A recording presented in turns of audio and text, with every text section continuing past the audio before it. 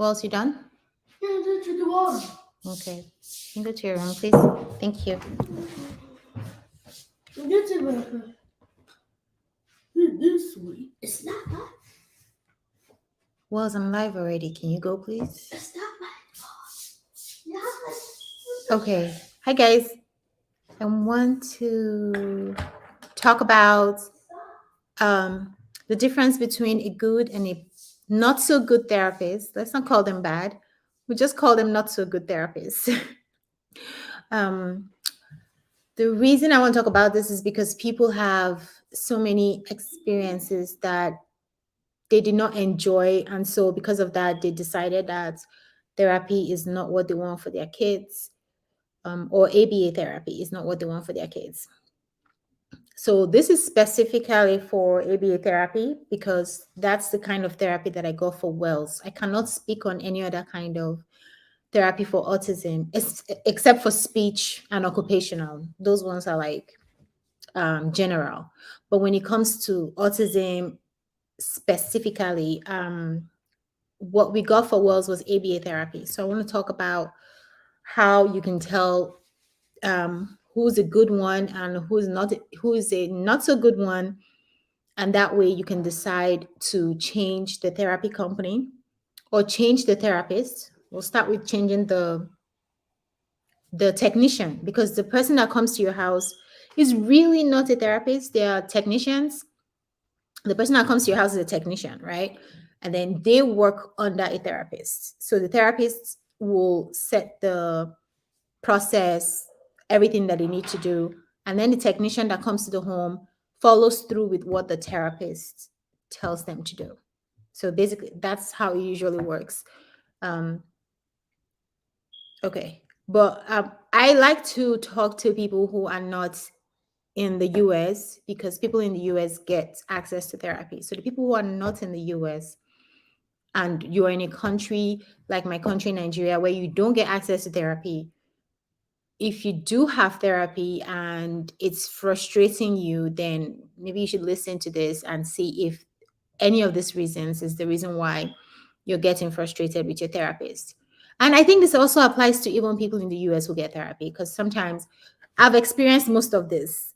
These things that I want to talk about, I've experienced, let me not say most, but some of them. Okay. And then some of them are majorly for people who I think live outside the country. Anyway, but number one, you guys don't want to miss number one and number two. I'm gonna start from number 7, but number one and number 2, you guys don't want to miss it because it's shocking.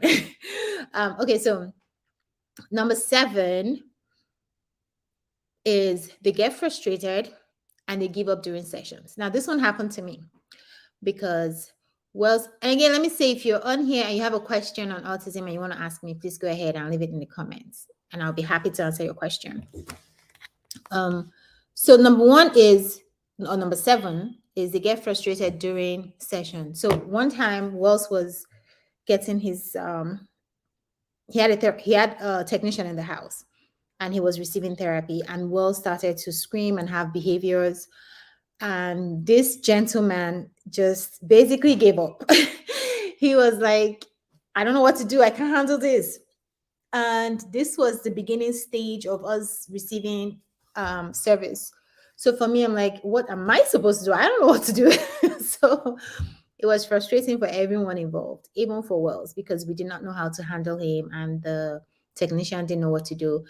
I think that that's someone who doesn't really know their job and who gives up too easily. And that's not someone who I think is a good therapist or technician. I think that if anything, they should be collaborating with me and saying, okay, he's having this behavior. What do you think we can do to mitigate it? Or this is what happened before the behavior started. You know, someone who's observant enough to know that, like, this is what happened before the behavior started. This is what I think we can do. Or if they're really, really clueless as to what's going on, then they can get on the phone with the supervisor and try to get the matter resolved. Just saying, oh, I can't handle this, I don't know what to do, which is what the guy said to me. I can't handle this, I don't know what to do. That, in my opinion, is someone who shouldn't be doing that work, right? They should find another job to do. Okay, so number Number 6. I don't know why I'm counting down, but I felt like number 1 was really good. Okay, so number 6 is they do not like kids, they do not love kids. Everybody does not love kids. Mommy, I got 86 likes, so. Okay, okay. You can, now you can have your iPad 12. It's coming to tell me so he can have iPad time. Okay. So number 6 is they do not like or love children. They just do it for the money. So there's a way for you to tell if someone really doesn't enjoy the company of children. You just see it in them. Like it's just the aura that they have. You see it in them that they're not really like how do I put it now? Like everybody doesn't love children, basically, right? And there's nothing wrong with that. You like what you like. Some people are just not for children, and some people love children, but they just can't handle them. So if that person gives off the vibe of I'm just doing this for the money, this is just a job to me, and I just want to do it and get it done, then you want to talk to your therapist and tell them that you need a different technician, because somebody who's working with kids on the spectrum needs to love children, right? You can even love children and not even want to work with someone on the spectrum. Okay. That's even possible, but it's not possible for you to work with someone on the spectrum if you don't love children. That's just my opinion. That's what I think. I think first of all, first and foremost, you have to love children and be patient with them. You have to have all those characteristics that come with someone who loves being around children, and then you can go from there. Okay, so that's number 6. And then number 5 is they don't pay attention during playtime. Okay, so in every session there should be breaks where your child is playing, right? So if there's breaks where your child is playing, I expect that a good therapist is also paying attention in those times. The reason is because they want to see how they play, what triggers them, what they enjoy doing. All those things will help them make better informed decisions concerning your child. So even though it's playtime, even though they've done some work for 10 minutes and now they have 5 minutes to play, depending on your child, the times will vary. Say your child can only tolerate 10 minutes of therapy session. They do 10 minutes, or go play for 5 minutes, or go play for 2 minutes. You don't want a therapist or a tech. I like calling them therapists, but you don't want a technician who just goes on her phone or goes on her tablet. And they don't have to be watching your child the whole time, but because sometimes they're doing something work related on their tablet. But I expect that from time to time, they're also taking notes when your child is having playtime. Okay, I hope that makes sense. All right, so let's go on to number 4. Number 4, of course, this one goes without saying, they make the session stressful instead of fun. So the first times that your technician comes to the house, if you're paying out of pocket, it's going to be very annoying, because it will look like your technician is just having fun with your child. That's how it should look, because they're trying to build rapport. It's very important that your technician and your child builds rapport. So the first 2-3 sessions, they're probably just playing whatever game your child wants to play. Okay, this will also help them learn what to use to incentivize your child when it comes time for your child to do what they want them to do. The reward that they can use and all of those things. So that's in the beginning stage. Now, I have to say that when they get down to business after so many sessions, and they get down to business, and now it's time to teach your child new skills, they might have behaviors. Your child might have some behaviors. They might throw tantrums and all of those things, and that's fine. Okay, that is totally fine that they have those behaviors, because most times the children, they don't want to learn that new skill. They think it's too stressful. But over time, in my experience and with Wells, if we keep at it and we make it as fun as we can make it and give breaks in between, they learn those skills and they appreciate the fact that we followed through. and help them to learn that skill. Okay. So it's okay for your child to have behaviors later on, but overall, the session should not be stressful for your child. Overall, every time the technician comes, it shouldn't be a stressful situation. It should be something that your child looks forward to. Like Wells looks forward to therapy. He tells me all the time that she's nicer than me. And then I'll say, oh, so now you want her to be your mommy. I get jealous like that. But yeah, it should be your child's therapist should be, or technician should be someone that your child looks forward to seeing. And again, it's okay for those times when they are learning new skills and they're having behaviors and tantrums. We're going to follow through with that, but it will just be a short time during the overall session. Overall session should be fun. Okay. All right. So let's go to the next one. Hold on, guys. I don't know my Facebook. There's something wrong with my Facebook. I do a live when I'm using this app and I'm trying to connect all the lives together. It doesn't show on my Facebook. It just shows on YouTube. I don't know why. Unless I do the live directly on Facebook. I have to figure it out. I'm so bad at these things. Okay. Again, if you're here and you have a question, please leave me a comment. I know only YouTubers are seeing me, so leave me a comment if you have a question. Leave me a question in the comments, and I will do my best to answer. Okay, so let's go to number 3.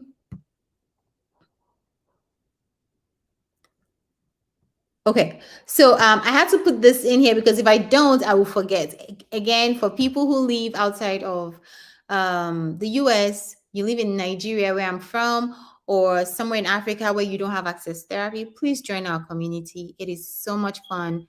We are here to help you, me and a group of other, oh, not other, because I'm not a licensed therapist, but I work with licensed therapists. I'm just an experienced parent, but so many people like that I'm there to give my tips because I'm speaking from experience.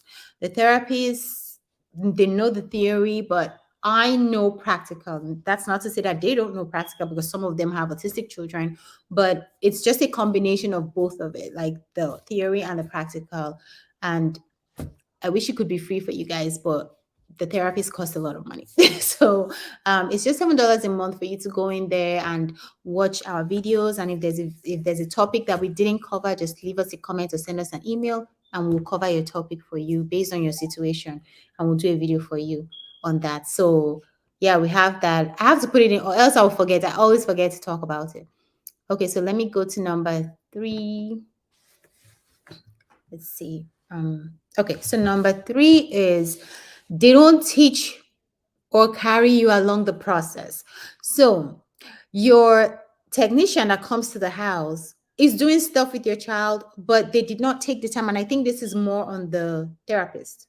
So the technician's supervisor.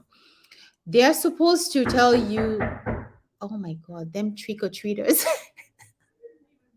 Cheesita! Come give it to them, please.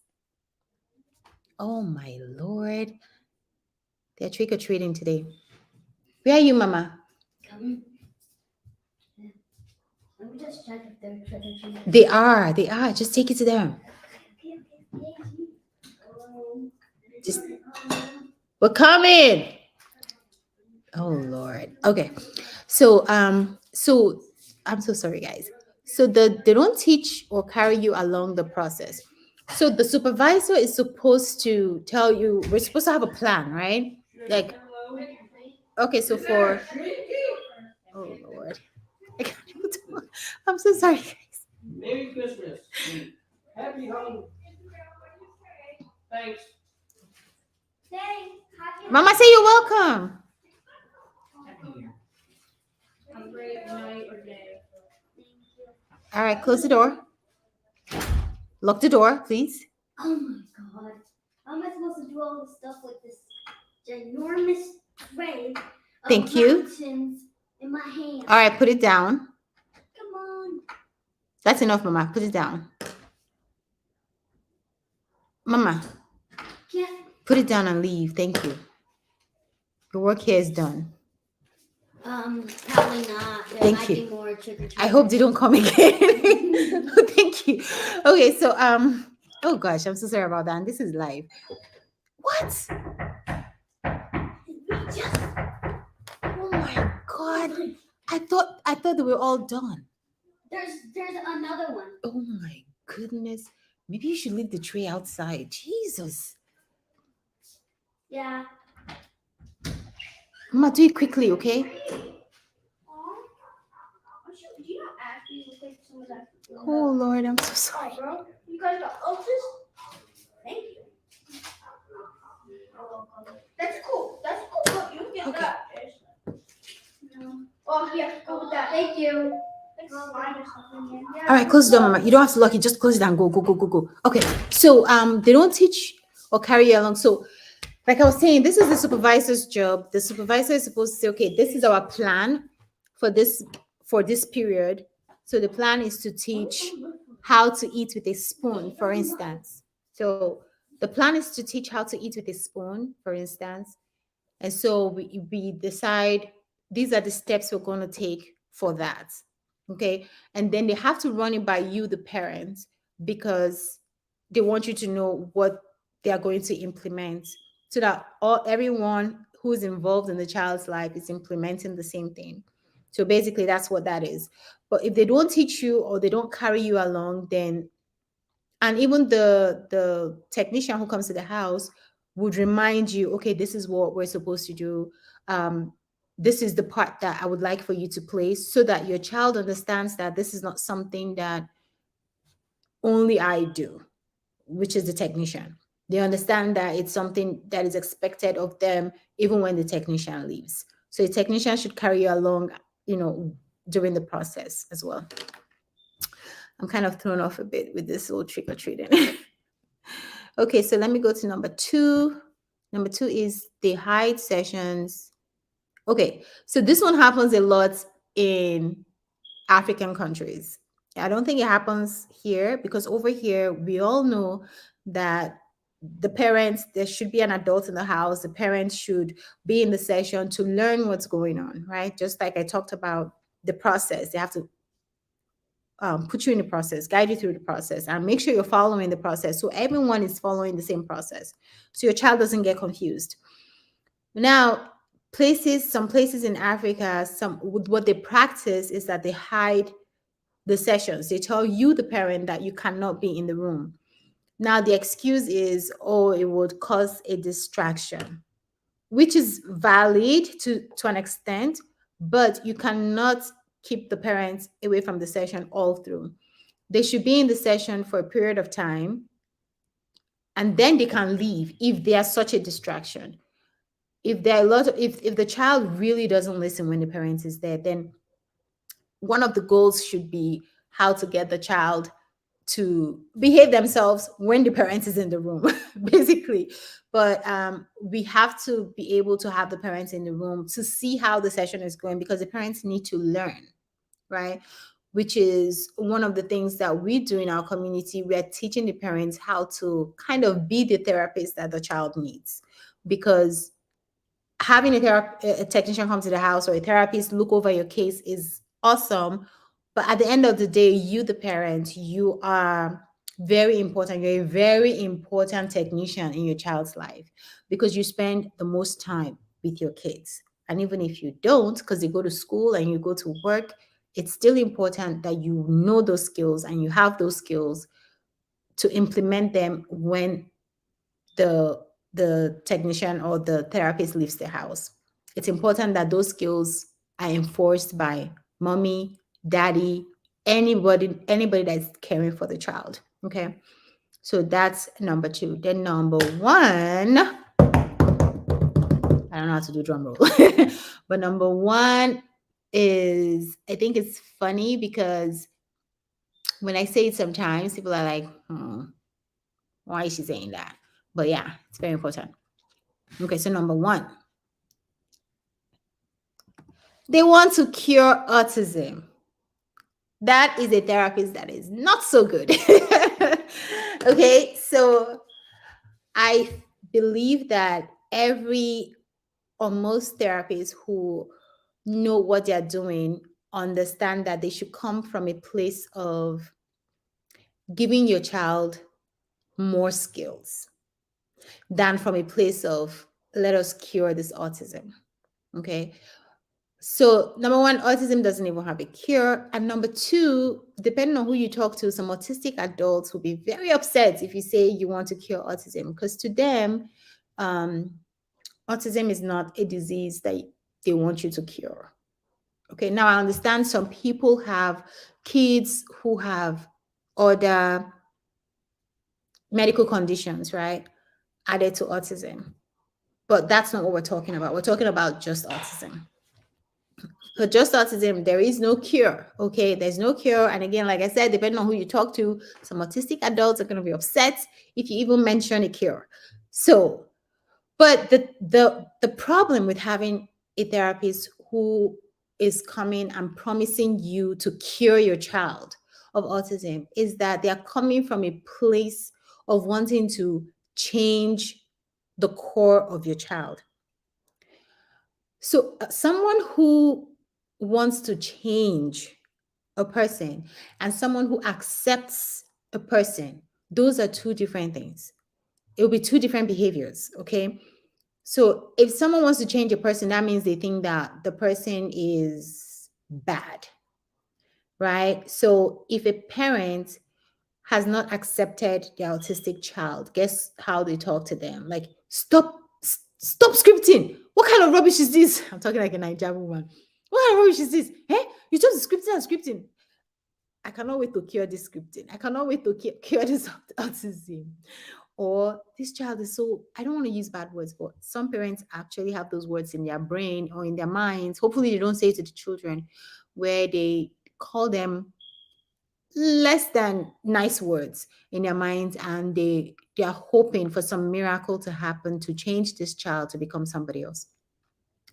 Now, that attitude is different from a parent who has educated themselves about autism, and they know that there's no cure, and they know that it's a difference in the way that they think, and they have accepted their child with their autism.